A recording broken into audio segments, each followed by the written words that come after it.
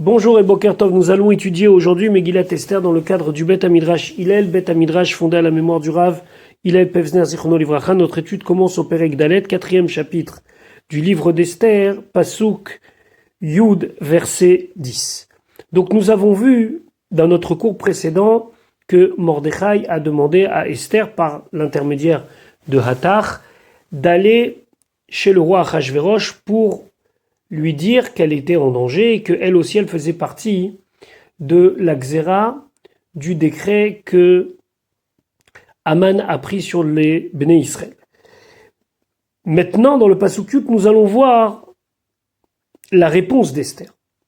Pasuk Yud va tomer Esther la Hathach. Esther a dit à Hathach, va tetzaveu, et elle l'a ordonné, ça veut dire qu'elle lui a donné l'ordre, El Mordechai, de dire sa réponse à Mordechai. Donc a priori, dans le sens simple, le Pasuk Yud est un Pasuk de transition. C'est pour nous dire que maintenant, on va pouvoir connaître la réponse d'Esther. Une réponse qui d'ailleurs, au départ, une réponse négative, elle est très réticente à aller voir Achashverosh. Donc on pourrait très bien expliquer ce Pasuk comme un Pasuk uniquement pour nous introduire la réponse d'Esther.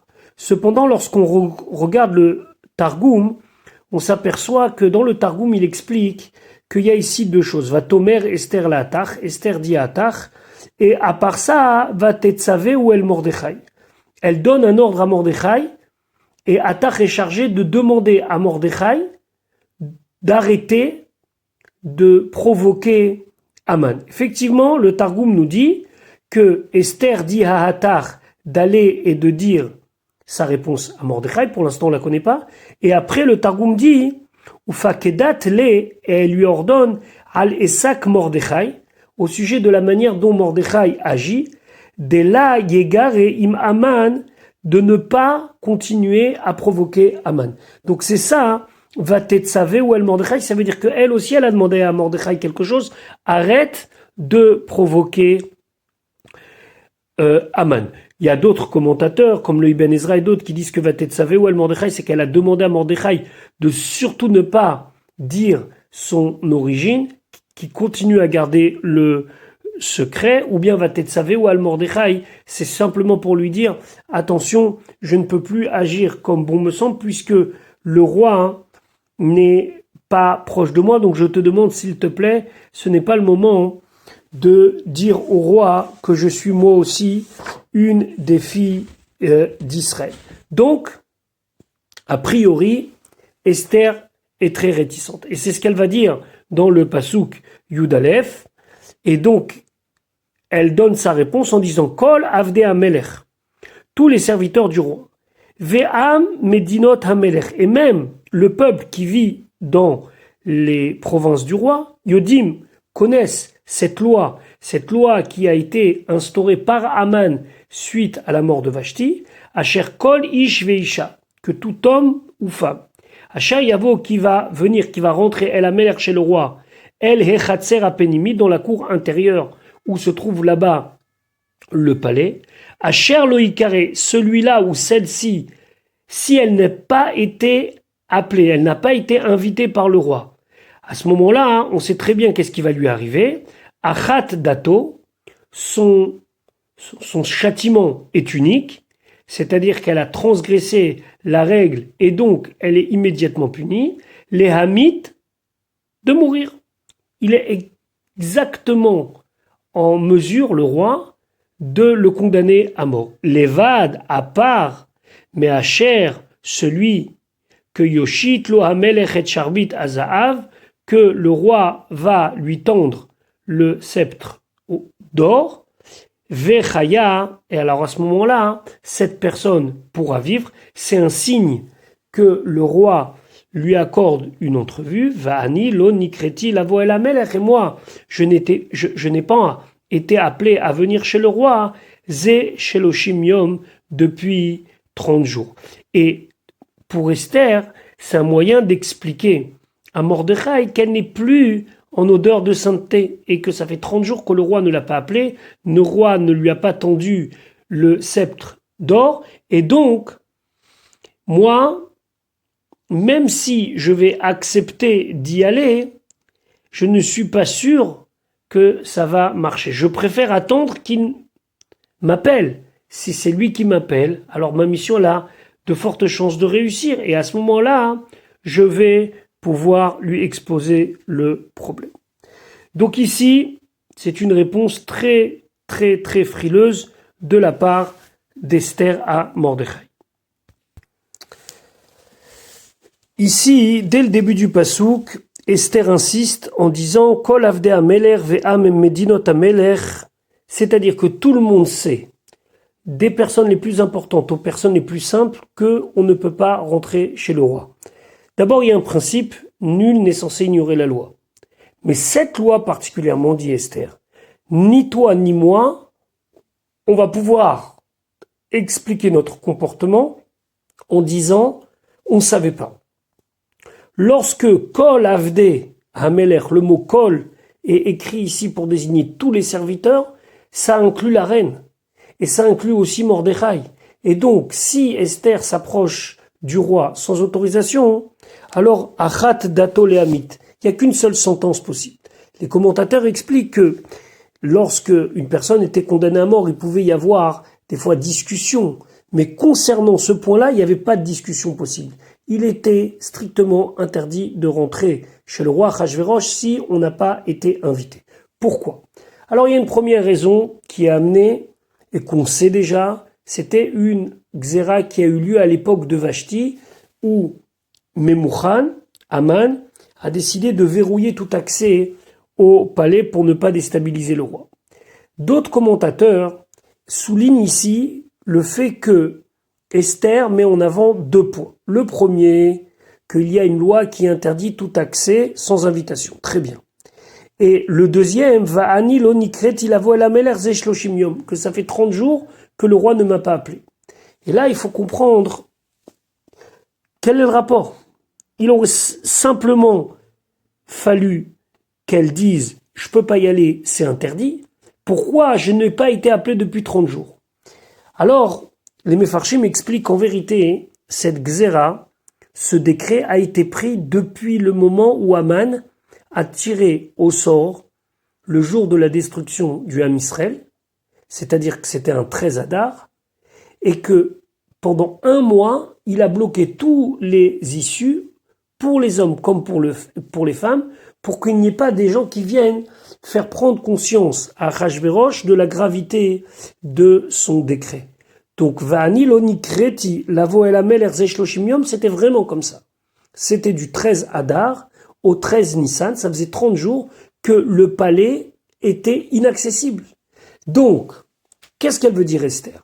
Il y a une loi, certes, mais là il y a une particularité parce que ça fait vraiment 30 jours où personne, et moi en premier, n'a pu avoir de discussion, n'a pu voir le roi pour pouvoir parler avec lui du décret qu'il avait pris. Pasuk Yudbet, Vaya Gidou les Mordechai, et ils ont dit au pluriel à Mordechai, et divrei Esther, les paroles de Esther. Ce qui ressort dans ce pasuk, c'est qu'il y a 2 personnes au minimum, puisque le minimum d'un pluriel, c'est 2.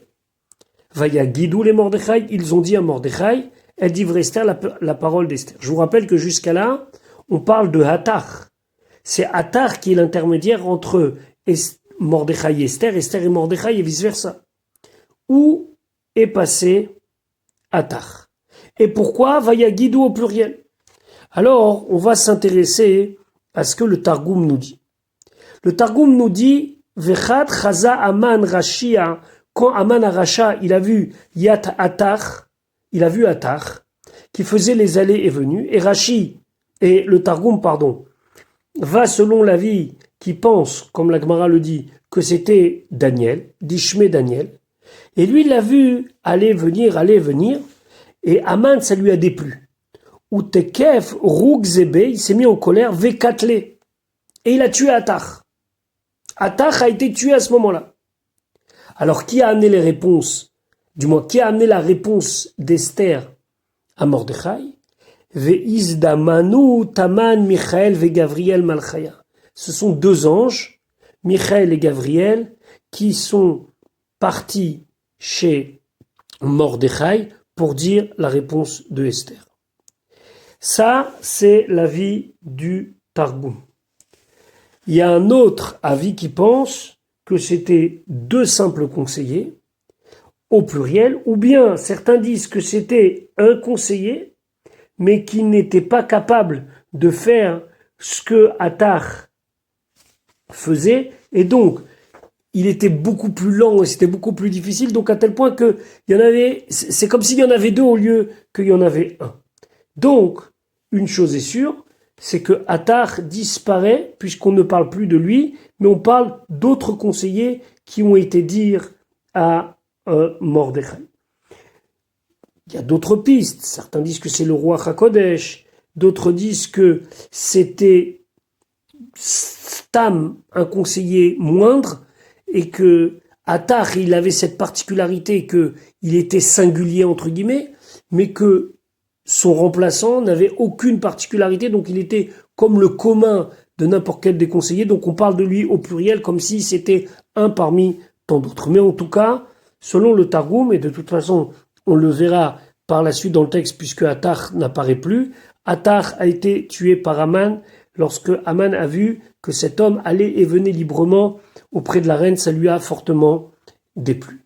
Maintenant que Mordechai a la réponse d'Esther, il va répondre à Esther et lui dire très bien, j'ai entendu ce que tu as dit, maintenant je vais répondre à ta remarque. Pasuk Yud Gimel. Vayomer Mordechai, Mordechai, il a dit donc à ses émissaires qui lui ont été envoyés, donc d'après le Targum, Michaël et Daniel, alors il leur a dit les Hashiv el Esther, de répondre à Esther. C'est-à-dire que maintenant, Mordechai va leur confier une mission et ces paroles-là de les dire à Esther. Et quand on dit les Hashiv el Esther, ça veut dire à Esther toute seule et pas devant du monde. Donc, un, il y a le respect du secret, deux, ne pas faire honte à Esther. Et voilà le message.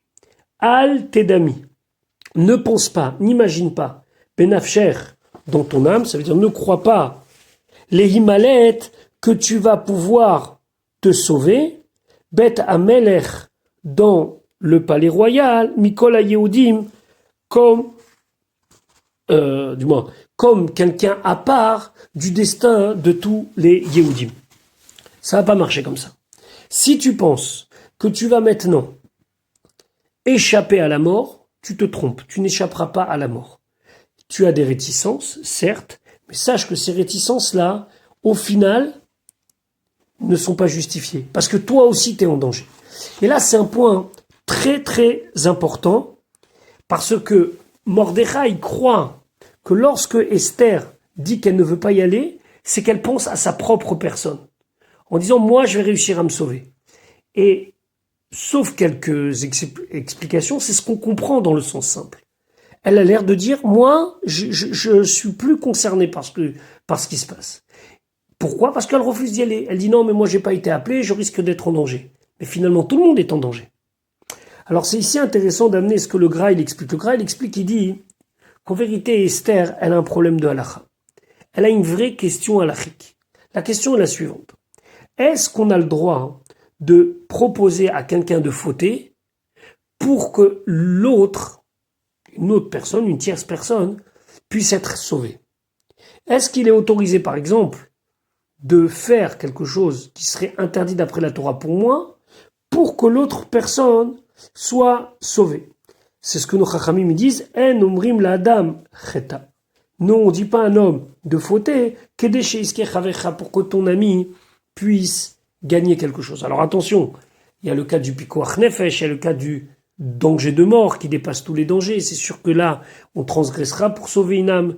Mais quand on dit Kedesh iske chavecha, ça veut dire que est-ce que moi je peux, par exemple, voler pour un autre, comme ça l'autre il va gagner. Et ça, c'est tout un dioun dans la halakha. Bien sûr que non. Mais ce que ici, Mordechai veut lui dire, c'est que t'es pas autre que nous. C'est pas que tu te demandes est-ce que tu peux fauter pour pouvoir sauver et gagner pour ton ami. C'est pas ça qu'on te demande. Parce que toi-même, tu es en danger. Toi-même, c'est un pikuach nefesh. Et donc, toi-même, tu as le droit de transgresser. Maintenant, quelle transgression? Quelle faute elle peut commettre en allant chez Achashverosh? Selon ceux qui interprètent le mot lavo comme aller pour avoir une proximité intime avec Achashverosh, comme on l'a expliqué dans un shiur précédent, elle passe du statut de Anoussa, c'est-à-dire de femme qui a été forcée à aller chez Achashverosh, à femme qui choisit d'aller chez Achashverosh. Si c'est uniquement pour faire gagner l'autre, peut se poser la question est-ce qu'elle a le droit de le faire ou pas. Mais ce que Mordechai veut lui dire, c'est ne te trompe pas. C'est pas nous qui sommes en danger, on te demande toi de faire quelque chose qui est interdit pour que nous puissions y gagner. C'est toi aussi tu es en danger et toi aussi tu ne vas pas y échapper. Voyons ce que nous dit Rashi al tedami benafsher. Dami, ça veut dire pas ici comme domé ça ressemble, mais ça veut dire n'imagine pas. Al tarchevi. Ne pense pas que mot comme, et ici c'est des termes qui sont dans le livre de Bamidbar, ve'aya ka'asher dimiti. C'est comme j'ai pensé. Donc, il lui dit ne pense pas que en ne te présentant pas chez le roi, tu vas te sauver. Ça c'est pas possible. Al tedami benafsher, al tehisvura, nous dit Rashi. Ne pense pas les himalet de pouvoir te sauver, d'échapper à la mort, Beyom Ahariga, le jour où il y aura le pogrom, le meurtre de tout l'âme Israël, Bevet Ameler dans la maison du roi, c'est-à-dire dans le palais. Pourquoi? She'en at rotza les sakem atzmech arshav. Parce que toi, tu ne veux pas prendre de risque maintenant à la safek, parce que tu as un doute, est-ce que ça vaut le coup ou ça vaut pas le coup? Pour toi, est-ce que tu es en danger ou pas? El hameler shelo birshut. Parce que tu ne veux pas aller par doute chez le roi, parce que tu n'es pas sûr. Et tu te dis, je vais prendre le risque pour rien peut-être. Par exemple, il y a des mefarshim qui disent qu'elle a dit, autant attendre et ne pas se précipiter. Là, ce qu'il lui dit, mais tu fais un faux calcul. Tu es dans le même sac que nous. Tu pourras pas y échapper. Et donc, tu dois y aller, c'est ici ta mission. Et c'est ce qui va lui souligner ici. Premièrement, que de toute façon on sera sauvé parce que Akadosh Baruch Hu nous lâchera pas. Et deuxièmement, peut-être que tous les événements que tu as vécus jusqu'à maintenant ne sont là que pour que tu puisses sauver le peuple juif. Alors là, le ton de Mordechai, qui encore une fois a nommé quelqu'un pour répéter cela à Esther, est un ton assez difficile puisqu'il lui dit, Pasuk Yud Dalet, qui im acharesh tacharishi. Si tu restes silencieuse, Ba'et Azot, dans ce moment-là où on est tous en difficulté, et que tu ne vas pas aller chez Achashverosh pour demander la miséricorde et la clémence pour le peuple juif et qu'il annule la Xéra, Revach vehatzala. On aura Revach. Revach, ça veut dire de l'espace. Ça veut dire que ça va se calmer. Vehatzala, et au final, on va être sauvé. En hébreu, on dit afuga. Lorsqu'il y a une trêve, on appelle ça afuga. Revar ve'atzala. On va avoir une trêve, mais aussi au final, on sera sauvé. Il y a un mode se tiendra, ça veut dire il y aura la Yehudim pour les Juifs, mima comme acher, d'une autre source. C'est-à-dire que toi, tu le feras pas, mais Akadosh Baruch Hu fera au final sauver les Bnei Israël, mais par un autre intermédiaire. Et donc, toi, tu vas périr, et nous, on va être sauvés, mais Akadosh Baruch Hu trouvera un autre moyen de nous sauver. Ve'at ou bet avir tovedu, et toi et ta maison paternelle, vous allez périr. Ça, c'est la première partie de la phrase qu'il veut lui dire. De toute façon, toi, que tu te mettes avec nous ou pas, ton destin, il est fichu. Pourquoi? Si tu te mets avec nous et qu'on est sauvé, alors automatiquement, tu seras sauvé. Mais si tu refuses de te mettre avec nous parce que tu veux être sauvé, de toute façon, tu ne seras pas sauvé. Et même lorsque nous serons sauvés, toi aussi, tu ne seras pas sauvé. Donc la seule solution pour toi, c'est de suivre mon conseil et d'aller chez le roi Achashverosh. La deuxième chose, ou mi yodea, et qui sait, im le et kazot, si ce n'est pas pour un moment pareil, igat la malchoute que tu es arrivé à cette place de reine. peut-être qu'Akadosh Baruch Hu, il a fait cela pour que tu puisses agir.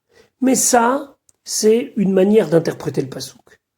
L'autre manière, c'est celle que Rashi nous dit, où, d'après Rashi, c'est la suite des Tochechot, c'est la suite des remontrances que Mordechai fait à Esther. Regardons ce que Rashi nous dit, pasouk Yud Dalet. Umi yodea im le'et kazot igat. Et regardez bien, c'est très intéressant de voir comment il fait le lien entre la première partie du pasouk et la deuxième. Umi yodea, et qui sait? Im yachpotz bech hamelech leshana haba. Qui dit que le roi, dans un an, il voudra encore de toi? Chez Ouzman Hariga, parce qu'un an, c'est le moment où il y aura le programme général. On est maintenant un an avant la Xéra. Le tirage au sort, il a eu lieu le Yud Gimel Adar, pour le Yud Gimel Adar de l'année suivante.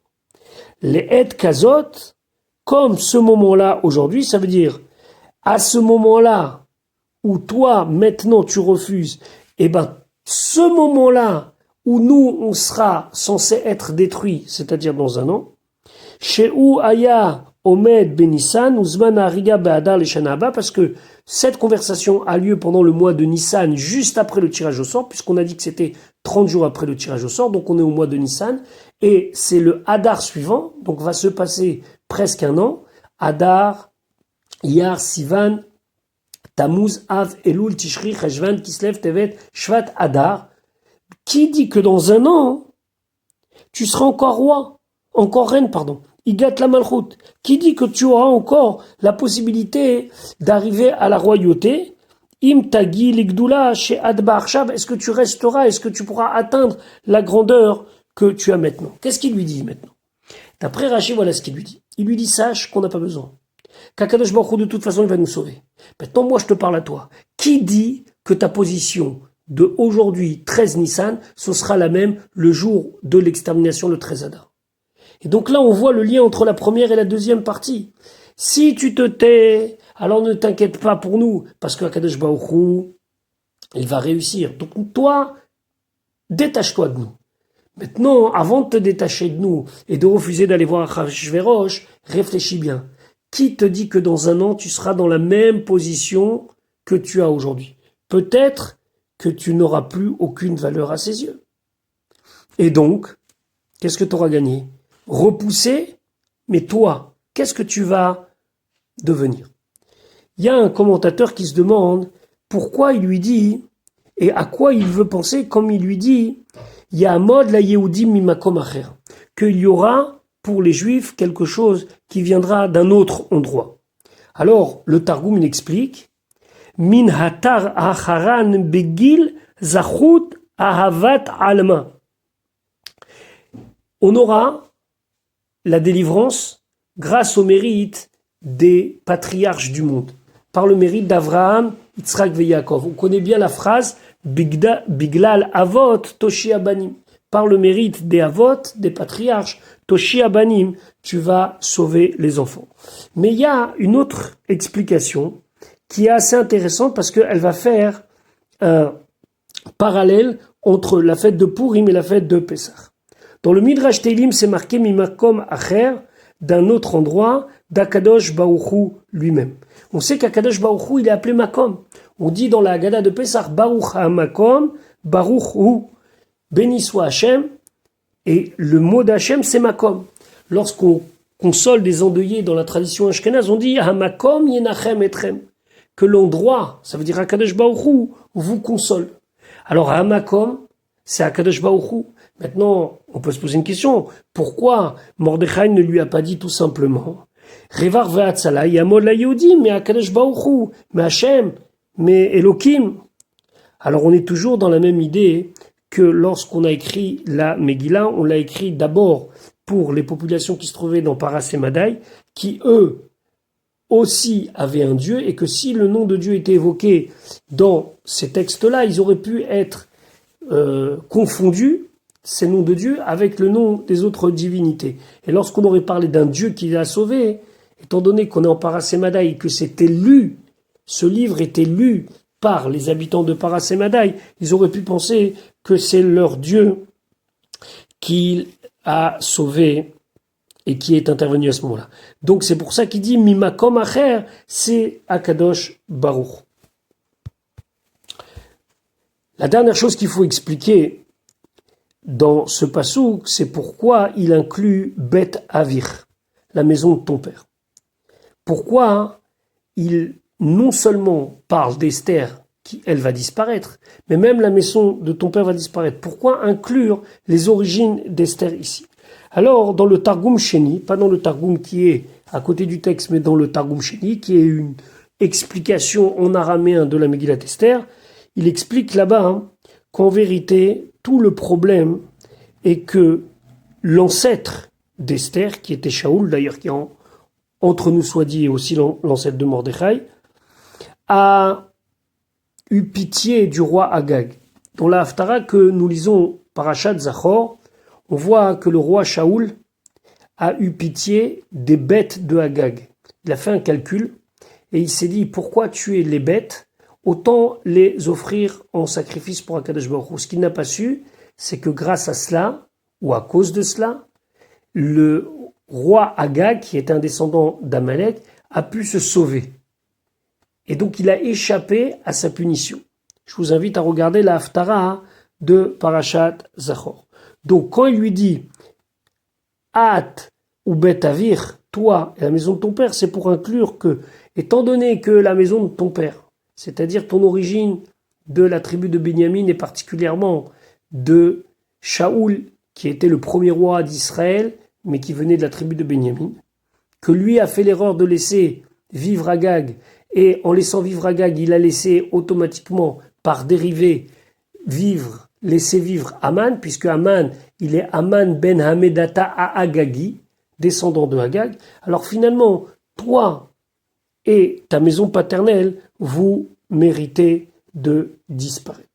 Et donc, maintenant, Mordechai envoie ce message par un intermédiaire, ou par deux intermédiaires, ou par un ange qui va aller voir Esther pour lui dire « Attention, tu joues un jeu qui va se retourner contre toi, il faut que tu prennes tes responsabilités et y aller. »